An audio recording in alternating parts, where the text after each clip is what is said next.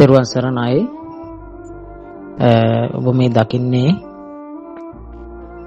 2025 වර්ෂයේ 3 වෙනි මාසයේ පළවෙනිදා උදෑසනම අසරණ වූ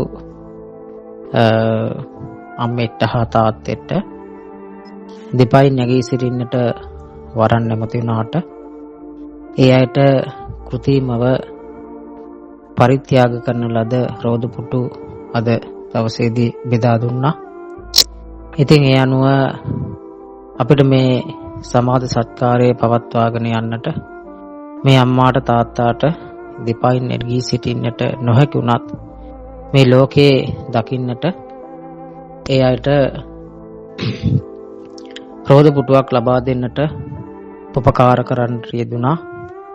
ඉමෝ ජාලාව පුරාවට පින්කම් පවත්වන තුසර ගීරයක් මහා සමූහයේ තුසාරි මහත්මිය විසින් රුපියල් 26000ක මුදලකුත් ඒ වගේම මටමුළු ලෝම ඔබයි සමූහයේ අශෝකා මහත්මිය රුපියල් 7000කුත් ඒ වගේම මටමුළු ලෝම ඔබයි අම්මේ සමූහයේ තිලකා මහත්මිය විසින් රුපියල් 17000ක මුදලක් ලබා දීමෙන් ඔබට අද මේ දකින්නේ එම අම්මාට හා තාත්තාට උදෑසනම අපිට හැකියාව ලැබුණා ඒ අයට මේ රෝද පුටු ලබා දෙන්නට.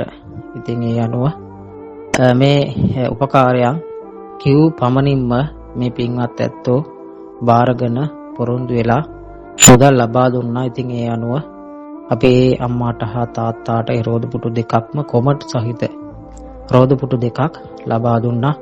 ඉතින් ඒ ලබා දුන්න හැම දිනාටම තුසාරි මහත්මියට, අශෝකා මහත්මියට, තිලකා මහත්මියට ඒ අය සිදු කරන්නා සියලුම යහපත් කටයුතු සාර්ථකව මේ පුණ්‍ය කර්මයන් සාර්ථකව සිදු කරගෙන යන්නට වාසනාව ශක්තිය උදා වේවා කියලා ප්‍රාර්ථනා කරනවා. තෙරුවන් සරණයි.